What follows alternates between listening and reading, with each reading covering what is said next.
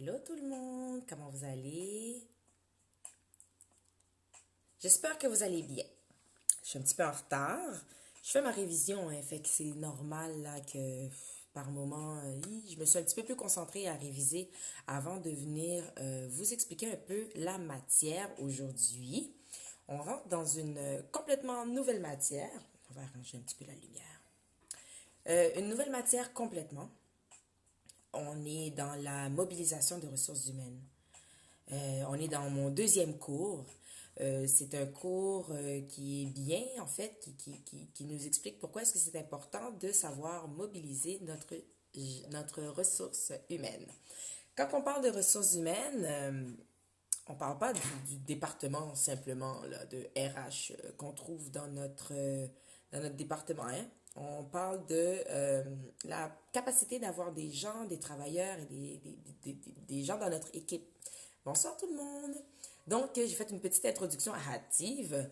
Bonjour, je suis Jem Kerma. Bienvenue dans le Kerma 10 Minutes. Aujourd'hui, je vais réviser avec vous. Il faut que je révise. J'ai bientôt un quiz samedi. Samedi matin, j'ai un quiz et je dois être prête, hein, parce que le but, c'est d'avoir du succès, parce que le succès de mon prochain, c'est mon succès. Donc, bienvenue dans le Kerma 10 Minutes. Je vais inviter quelques personnes à venir regarder ça avec nous. En attendant, vous saviez, comme je vous disais, j'ai deux cours au HEC. J'ai un cours qui s'appelle Leadership et gestion de projet et mon deuxième cours s'appelle Mobilisation des ressources humaines. Juste avant que tout le monde se connecte, je disais que les ressources humaines n'est pas seulement le département là, dans votre travail qui répond ou pas à votre appel. Les ressources humaines sont nous, les employés. Donc, comment est-ce qu'il faut mobiliser les employés et pourquoi est-ce qu'il faut mobiliser les employés dans un premier temps?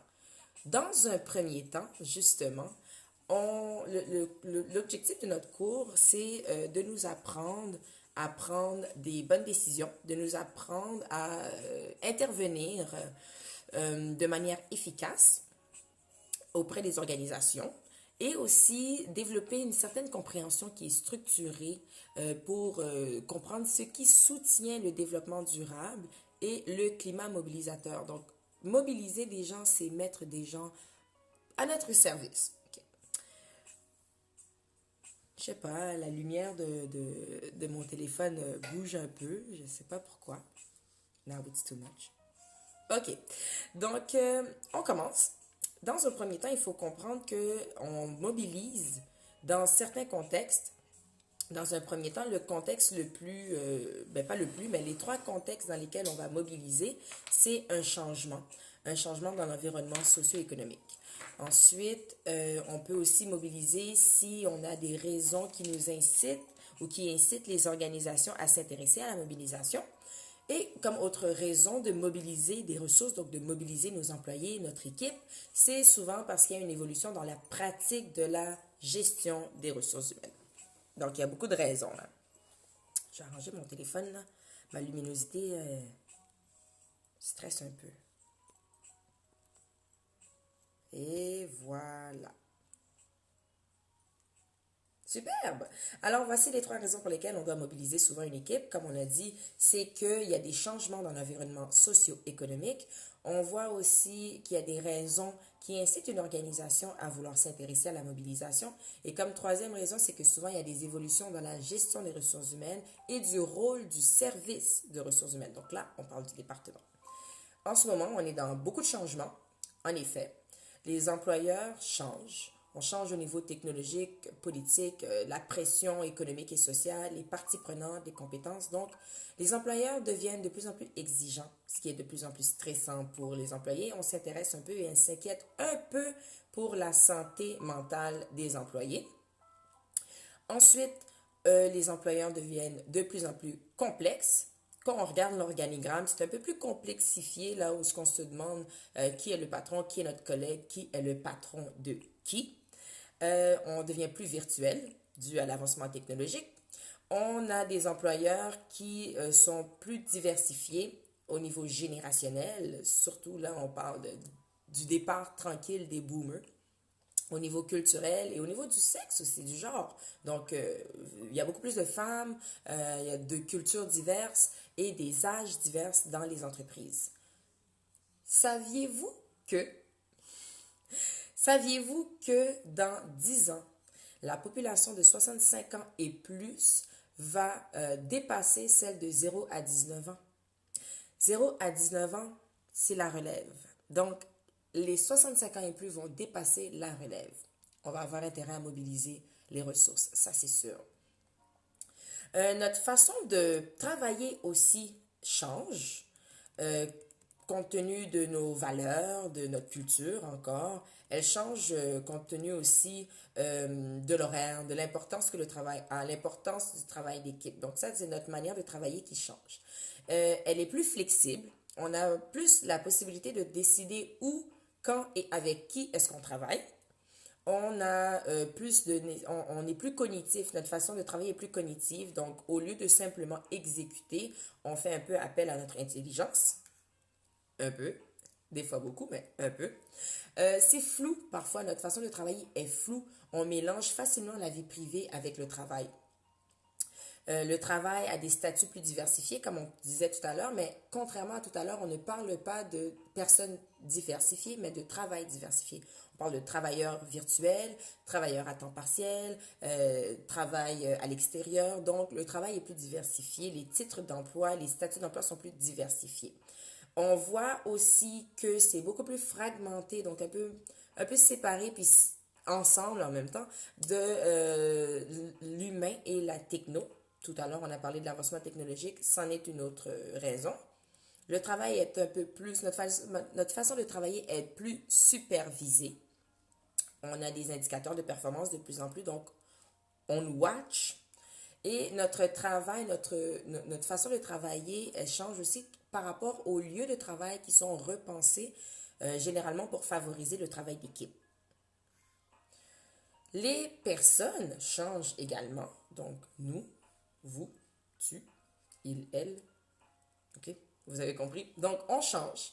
On change par rapport, comme tout à l'heure, à la diversité, nos besoins, nos attentes, nos valeurs, nos croyances, notre solidarité, notre loyauté, notre scolarité.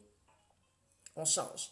Dans 10 ans à peu près, les employés vont être un peu plus insécures compte tenu de leurs revenus, de leur salaire, même chose, leurs revenus, de leur retraite, de leur santé. Ils vont être un peu plus diversifiés compte tenu ou par rapport à leur parcours, à leur attitude, à leurs valeurs, la génération, comme on disait un peu tout à l'heure, on reprend un peu ce qu'on dit tout à l'heure. Et dans 10 ans, les employés vont avoir un peu des problèmes différents qu'aujourd'hui. Des problèmes d'impatience. On le voit déjà, les gens sont impatients, on veut les résultats tout de suite, on veut les réponses tout de suite. Ils vont être un peu plus directs par rapport à leurs attentes. Donc, un petit peu moins de tournage autour du pot. On y va directement, on dit directement ce à quoi on s'attend. Et notre engagement aussi va être différent. Donc là, on parlait de la loyauté. Par la mobilisation des ressources humaines, on se questionne souvent à savoir comment est-ce que l'organisation va rester performante. Ben, il faut savoir que le succès d'une organisation équivaut à avoir une bonne stratégie et avoir une bonne mise en exécution.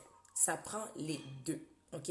Et souvent, on va voir que un l'est plus que l'autre et c'est là qu'il y a un débalancement et justement, on perd l'efficacité de la performance, surtout de la mise en exécution par des ressources inadéquates, des stratégies mal communiquées, des actions mal définies, des responsabilités mal spécifiées. On parle de blocages qui sont liés à la culture ou bien au silo, des suivis qui sont inadéquats, des conséquences ou des reconnaissances qui sont inadéquates, un manque de leadership des cadres, un manque d'engagement des cadres et des stratégies qui sont non acceptées.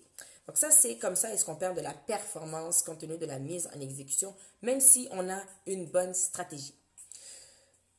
Dans l'ordre, OK, donc il y a un ordre souvent pas souvent, il y a un ordre pour assurer la valeur de l'organisation. Et avant même de vous donner l'ordre, il faut que je vous dise qu'il est important de savoir que les ressources humaines, donc les RH, les employés, C'est un actif. Vous savez, en comptabilité, un actif, c'est quelque chose qui nous amène de l'argent ou bien de l'argent elle-même.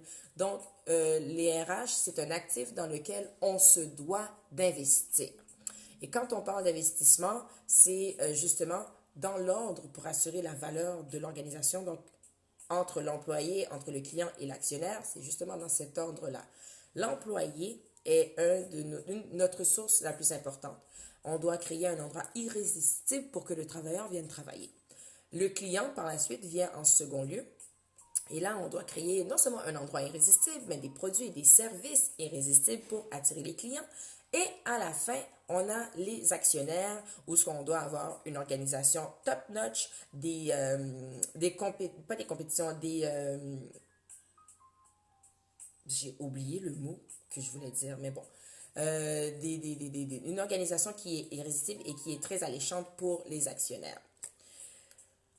Et là, on va rentrer justement dans l'évolution des composantes internes. Donc, que ce soit la structure, la division du travail et tout, qu'est-ce qui se passe, qu'est-ce qui se passait avant versus qu'est-ce qui se passe maintenant. Donc, traditionnellement, on avait des structures verticales.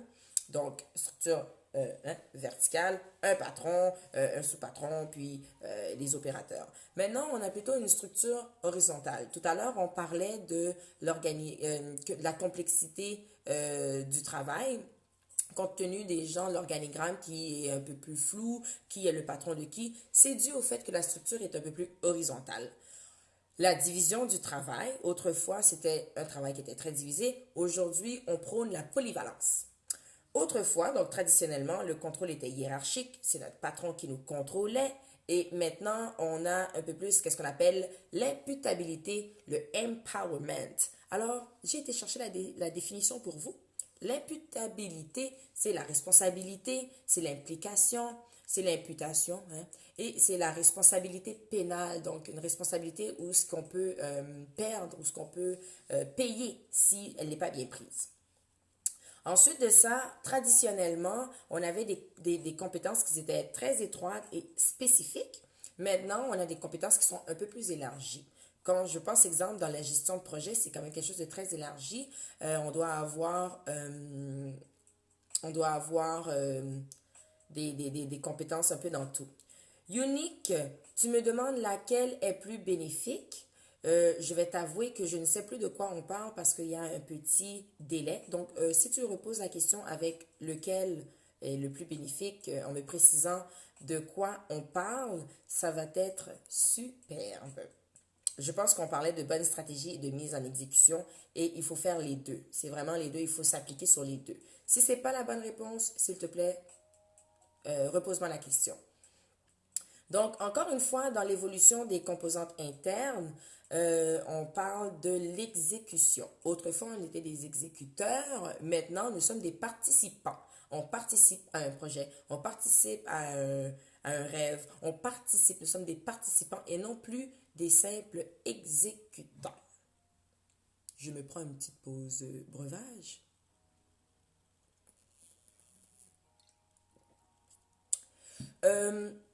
Qu'est-ce qui est plus bénéfique entre la structure verticale et horizontale? Je te dirais que plus on avance, plus on se modernise, plus on devient horizontal parce que justement, on veut aller chercher la polyvalence, on veut aller chercher le fait que les compétences sont plus élargies. Il y a des chefs d'équipe, des superviseurs, puis par la suite, il y a d'autres types de statuts d'emploi. Ça élargit aussi la capacité du statut d'emploi. Exemple, il peut y avoir plus d'emplois, c'est moins spécifique, hein, fait qu'il peut y avoir plus de statuts d'emploi. Je pense que plus on évolue, il y a une raison pour laquelle on évolue et qu'on change, c'est qu'on s'est rendu compte que la structure verticale était peut-être trop serrée, trop stricte et que la supervision devient de plus en plus lourde pour une personne en haut de cette hiérarchie-là et on est humain. Hein, donc, plus on a des lourdeurs en termes de tâches et responsabilités, plus l'humain réagit peut-être moins adéquatement, moins humainement. Donc, je pense que la structure horizontale qui est adoptée un peu plus aujourd'hui a une raison d'être. Mais pour une petite entreprise, La structure verticale, c'est-à-dire un patron et puis un contrôle hiérarchique, peut bien faire parce qu'on n'a pas, de toute manière, on n'a pas autant d'employeurs. Donc, dans une grosse entreprise, on pourrait y aller avec la structure horizontale, tout dépendamment aussi les buts et les projets. J'espère que ça répond à ta question. Si on regarde au niveau des rôles de la gestion des ressources humaines, donc la gestion des ressources humaines agit plus sur les processus, tandis que le gestionnaire, lui, il agit plus sur la personne. Donc la gestion, c'est plus sur la personne. Dans le long terme, le rôle de la gestion des ressources humaines, c'est d'être un partenaire stratégique. Tout à l'heure, on a parlé de la stratégie qui doit être bonne. Donc, le rôle, c'est d'être un bon partenaire stratégique. Développer des stratégies pour faire évoluer évoluer la ressource humaine. Les ressources humaines, on parle des gens, des employés, et non nécessairement le département de ressources humaines. Ensuite, on a comme rôle d'être un facilitateur en termes d'innovation et un expert dans la gestion du changement. Des changements, il y en a toujours, mais il y en a qui sont plus majeurs. Et comme on a nommé plus tôt, dans le live, on disait que comme changement, le travail change, la façon de travailler change et les personnes changent aussi. Donc, et avoir un expert en gestion de changement, c'est le gestionnaire qui fait ça. À court terme, on veut comprendre que le rôle de la gestion des ressources humaines, c'est d'être un expert dans le processus de la gestion des ressources humaines et expert en gestion d'employés. C'est là que vous reconnaissez votre département des ressources humaines. Aussi, comme autre rôle à court terme, c'est de représenter les employés et ça, c'est le gestionnaire qui fait ça. Je dois vous dire aussi que je vais vous nommer en fait quelques valeurs ajoutées, quelques rôles, quelques fonctions d'une ressource humaine à valeur ajoutée. Premièrement, une des fonctions, c'est basée sur une stratégie d'affaires qui repose sur les employés comme des avantages stratégiques et supportés par la gestion à tous les niveaux. Ensuite, on parle de caractérisé par une excellence opérationnelle. Donc, ça, c'est les opérateurs. On veut l'excellence, on cherche la performance, on cherche la perfection. Donc, c'est important d'avoir une bonne ressource humaine, des bonnes ressources humaines et une bonne mobilisation de ressources humaines. On parle de la compréhension par les gestionnaires des implications que peuvent avoir les problèmes d'affaires ou bien de l'organisation sur l'employé. Donc, on évalue les problèmes en affaires, on évalue les employés et on essaie de comprendre qu'est-ce que ça peut avoir comme effet, comme implication bien ou néfaste. L'impact du style de gestion sur le climat de travail, c'est aussi une fonction de la ressource humaine. L'évolution des programmes de gestion de ressources humaines en fonction des stratégies d'affaires, bien sûr, et en fonction des besoins des employés. Donc, on évolue constamment, les ressources humaines évoluent constamment avec des programmes ou évoluent les programmes pour bien gérer ces ressources qui sont humaines. Ensuite de ça, comme dernière fonction, c'est que la ressource humaine apporte une attention constante au climat de travail. Et pour vous quitter, je vais juste faire un petit wrap-up. Il faut comprendre que l'avantage compétitif repose sur les ressources internes, avec une bonne stratégie d'affaires. Des ressources internes, on parle de capital financier, l'argent. On parle des capital humain, les employés, et le capital technologique qui peuvent être nos ordinateurs ou bien nos outils technologiques, les outils de travail. Qu'est-ce qui nous intéresse, nous? C'est le capital humain. Le capital humain, il est en mobilisation. Donc, mobilisation, on essaie de mobiliser les troupes. On veut stimuler les troupes pour faire un nouveau projet, pour passer à travers un changement. Et aussi, il faut comprendre que cette mobilisation-là, c'est très important. Le capital humain aussi est important. Ça peut être rare. C'est pas imitable, on ne peut pas l'imiter. Et puis, c'est très peu substituable. On ne peut pas le changer. Une personne est une personne et un amas de personnes, c'est un amas de personnes. Donc, merci beaucoup d'avoir été avec moi pour cette révision. J'ai mon quiz samedi. Demain, Demain, j'ai une étude de groupe, mais je vais quand même venir vous parler d'autres séances, pas d'autres séances, d'autres notions et d'autres théories de la mobilisation des ressources humaines. On se rappelle que la mobilisation des ressources humaines, c'est pour comprendre de manière structurée ce qui soutient la performance. On veut comprendre qu'est-ce qui est en dessous de la performance, on veut comprendre qu'est-ce qui est en dessous du climat. Et puis, c'est une manière efficace d'intervenir auprès des organisations. Donc, mesdames et messieurs, je vous laisse.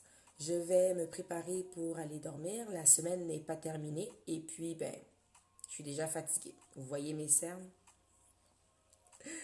Merci d'avoir été là. On se voit demain.